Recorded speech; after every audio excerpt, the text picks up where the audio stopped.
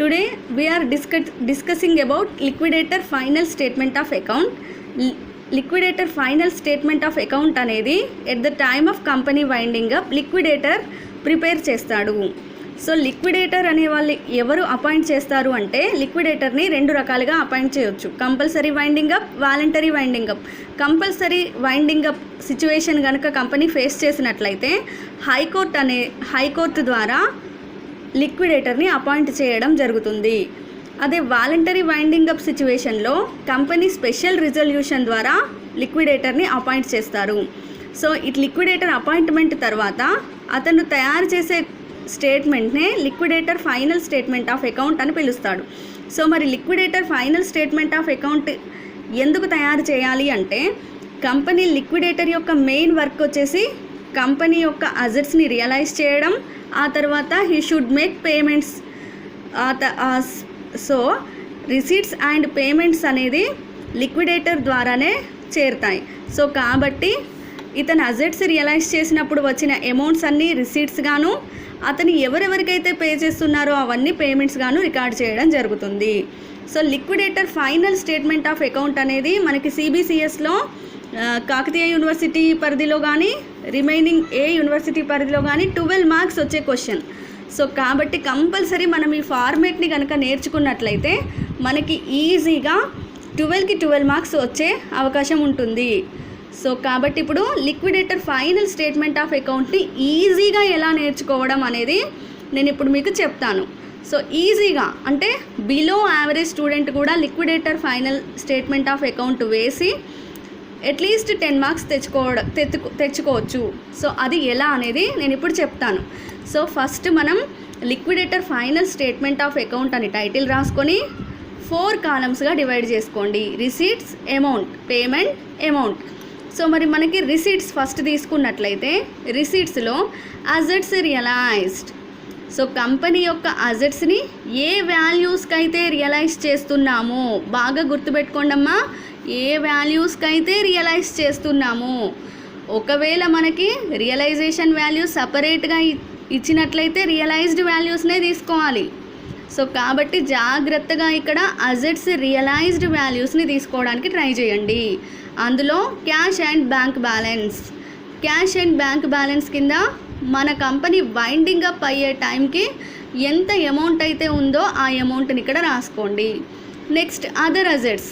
Other assets means land and building, furniture, motor car, computer, ఇట్లాంటి all fixed అసెట్స్ని other assets కింద treat చేయండి. So ఇక్కడ enter చేయండి. Next surplus from securities.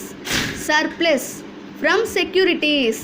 Securities వలన మన కంపెనీకి ఏమైనా సర్ప్లస్ వాల్యూస్ వచ్చినట్లయితే వాటిని ఇక్కడ తీసుకోండి. ఒక్కొక్కసారి సెక్యూరిటీస్ నుండి సర్ప్లస్ బ్యాలెన్స్ రాకపోవచ్చు కాబట్టి జాగ్రత్తగా గుర్తుంచుకోండి, సర్ప్లస్ వాల్యూస్ మాత్రమే ఇక్కడ తీసుకోండి. సో మెయిన్లీ ఈ 2 ఐటమ్స్ మాత్రం ఖచ్చితంగా లిక్విడేటర్ ఫైనల్ స్టేట్మెంట్ ఆఫ్ అకౌంట్లో ఉంటాయి. సో యాజ్ ఇట్ ఈస్ మీరు ఇవి 2 గుర్తుంచుకోండి. మరి ఇక్కడ అదర్ అసెట్స్ని తీసుకునేటప్పుడు furniture, land and building separate headings కింద అంటే ఏ అసెట్కి ఆ అసెట్ చూపిస్తూ తీసుకోండి. Next calls and arrears. Calls in arrears కనుక మనకి లెక్కలో ఉన్నట్లయితేనే వాటిని ఇక్కడ ఎంటర్ చేయండి. ప్రాబ్లంలో కాల్స్ ఇన్ ఏరియర్స్ ఉండకపోతే మనకి అవసరం లేదు. కాల్స్ అండ్ కంట్రిబ్యూటరీస్ గురించి ఇక్కడ ప్రాబ్లం చివరికి వచ్చాక నేను ఎక్స్ప్లెయిన్ చేస్తాను. సో ఈ 3 రకాలైన రిసీట్స్ మాత్రం కంపల్సరీ మనం లెఫ్ట్ సైడ్ ఎంటర్ చేయాలి. Next right side payments. Payments అంటే మన కంపెనీ నుండి మనకు ఆస్తులను అమ్మాము కాబట్టి డబ్బులు వచ్చినాయి. మరి ఆ డబ్బులన్నింటినీ ఏం చేయాలి, మనకి ఎంతమంది పేమెంట్ హోల్డర్స్ ఉంటే వాళ్ళందరికీ పే చేయాలి. సో మరి పే చేయాలి అంటే first liquidator remuneration. So liquidator అఫీషియల్గా అపాయింట్ చేయబడతాడు కాబట్టి అతని రెమ్యునరేషన్ అనేది అతను ఫస్ట్ తీసుకుంటాడు. So liquidator remuneration. మరి లిక్విడేటర్ రెమ్యునరేషన్ అనేది ఎలా ఉంటుంది అంటే 2 టైప్స్గా.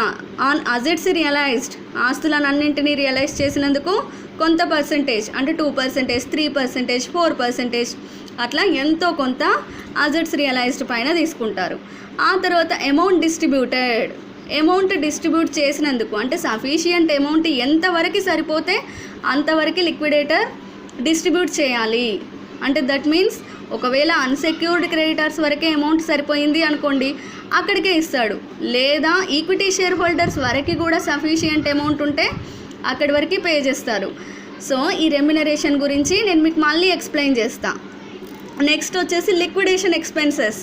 మరి లిక్విడేషన్ ఎక్స్పెన్సెస్ అంటే ఏంటి అంటే కంపెనీ యొక్క కంపెనీ అసెట్స్ని రియలైజ్ చేయడం కోసం పెట్టే ఎక్స్పెన్సెస్ అన్నింటినీ లిక్విడేషన్ ఎక్స్పెన్సెస్ అనుకోవచ్చు. అంటే at the time of winding up ఎన్ని రకాలైన ఎక్స్పెన్సెస్ అనేవి లిక్విడేటర్ ద్వారా పెట్టబడతాయో అవన్నీ లిక్విడేషన్ ఎక్స్పెన్సెస్. సో ఇక్కడ లిక్విడేషన్ ఎక్స్పెన్సెస్ అన్నింటినీ తీసుకోండి. ఫర్ ఎగ్జాంపుల్ కంపెనీ యొక్క బిల్డింగ్ని అమ్మేద్దాం.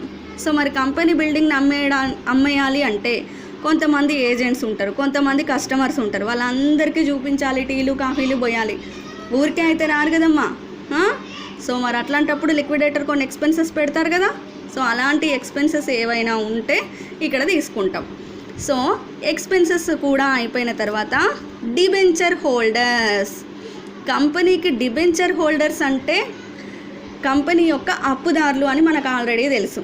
సో కాబట్టి నెక్స్ట్ స్టెప్లోనే డిబెంచర్ హోల్డర్స్కి పే చేయండి. సో డిబెంచర్ హోల్డర్స్కి కూడా పే చేసిన తర్వాత ప్రిఫరెన్షియల్ క్రెడిటార్స్. మీకు ఆల్రెడీ డిబెంచర్ హోల్డర్స్ అంటే ఎవరు, ప్రిఫరెన్షియల్ క్రెడిటార్స్ అంటే ఎవరు, అన్సెక్యూర్డ్ క్రెడిటార్స్ అంటే ఎవరు ఎక్స్ప్లెయిన్ చేసా. సో కాబట్టి ప్రిఫరెన్షియల్ క్రెడిటార్స్కి పే చేయండి. సో డిబెంచర్ హోల్డర్స్కి ప్రిఫరెన్షియల్ క్రెడిటార్స్కి పే చేసిన తర్వాత ఇంకా సఫిషియంట్ బ్యాలెన్స్ కనుక మన దగ్గర ఉన్నట్లయితే సో అప్పుడు అన్సెక్యూర్డ్ క్రెడిటార్స్కి పే చేస్తాము. సో అదర్వైజ్ ఇక్కడికే ప్రాబ్లం అయిపోతుంది. సో ఇక్కడ జాగ్రత్తగా గుర్తుంచుకోండి అమ్మ, మనకి అమౌంట్ ఎంతవరకు సఫిషియంట్ ఉంటే అంతవరకే మన ప్రాబ్లం అనేది అయిపోతుంది. సో కాబట్టి జాగ్రత్తగా మీరు అబ్జర్వ్ చేసుకోండి. నెక్స్ట్ అన్సెక్యూర్డ్ క్రెడిటార్స్ అంటే ఎలాంటి సెక్యూరిటీని పెట్టుకోకుండా మనకి ఎవరైతే లోన్స్ ఇస్తారో మన కంపెనీకి వాళ్ళని అన్సెక్యూర్డ్ క్రెడిటార్స్ అంటారు. సో కాబట్టి ఇక్కడ అన్సెక్యూర్డ్ క్రెడిటార్స్కి చివరికి ఇచ్చేస్తాం. సో ఇంకా సఫిషియంట్ ఫండ్స్ మన దగ్గర ఉన్నాయి అంటే అన్సెక్యూర్డ్ క్రెడిటార్స్కి కూడా పే చేయగా సఫిషియంట్ ఫండ్స్ కనుక మన కంపెనీకి ఉంటే అప్పుడు లిక్విడేటర్ ఏం చేస్తాడు అంటే ప్రిఫరెన్స్ షేర్ హోల్డర్స్కి పే చేయాలి. సో మరి ప్రిఫరెన్స్ షేర్ హోల్డర్స్కి పే చేసేటప్పుడు వాళ్ళ యొక్క ఫుల్ క్యాపిటల్ అమౌంట్తో పాటుగా వాళ్ళకి ఏమైనా డివిడెంట్ కనుక ఏరియర్స్ ఉంటే ఆ ఇంక్లూడింగ్ డివిడెంట్స్ పే చేయాలి.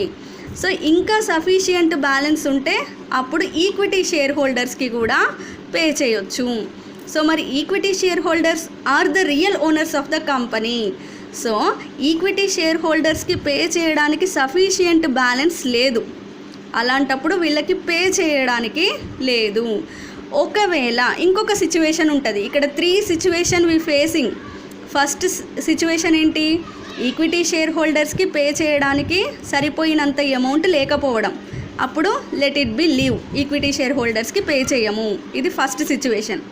సెకండ్ వచ్చేసి ఈక్విటీ షేర్ హోల్డర్స్ బేర్ చేయడం. సో ఇది వెరీ వెరీ ఇంపార్టెంట్ సిచ్యువేషన్ నానా. మనకి ఈక్విటీ షేర్ హోల్డర్స్ అనేవాళ్ళు బేర్ చేసే సిచ్యువేషన్ అంటే ఫర్ ఎగ్జాంపుల్ మనకి ఒక 1 lakh బ్యాలెన్స్ అనేది పేమెంట్ మిగిలిపోయింది, 1 lakh బ్యాలెన్స్ పేమెంట్ ఉంది. సో కానీ మన దగ్గర సఫిషియంట్ అమౌంట్ లేదు, అమౌంట్ అనేది ఇన్సఫిషియంట్గా ఉంది. సో మరి ఇలాంటి సిచ్యువేషన్లో ఈ 1 lakh బ్యాలెన్స్ అనేది ఎవరు బేర్ చేయాలి అంటే ఈక్విటీ షేర్ హోల్డర్సే బేర్ చేయాలి. ఎందుకు బేర్ చేయాలి అంటే equity share holders are the real owners of the company. So కాబట్టి మనకు ముందే తెలుసు, అంటే బిజినెస్ అనేది స్టార్ట్ అయినప్పుడే తెలుసు ఈక్విటీ షేర్ హోల్డర్స్ లాభమైనా నష్టమైనా భరించాలి.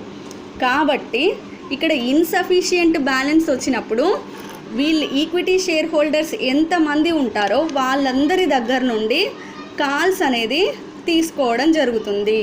సో కాల్స్ ద్వారా మనీ అనేది రిసీవ్ చేసుకుంటారు కంపెనీ. సో అలా అలా రిసీవ్ చేసుకున్న మనీని ఏమనాలి అంటే కాల్ ఆన్ కంట్రిబ్యూటరీస్ రియలైజ్డ్ అని చెప్తారు. సో అంటే ఈక్విటీ షేర్ హోల్డర్స్ దగ్గర నుండి కంపెనీ వైండింగ్ అప్ టైంలో మనం కలెక్ట్ చేసే అమౌంట్ని కాల్స్ అండ్ కంట్రిబ్యూటరీస్ రియలైజ్డ్ అని చెప్పి పిలవడం జరుగుతుంది. సో ఇలా ఉన్న అమౌంట్స్ అందరికీ డిస్ట్రిబ్యూట్ చేయడం అయిపోతే మనకి ప్రాబ్లం అనేది కంప్లీట్ అయిపోతుంది.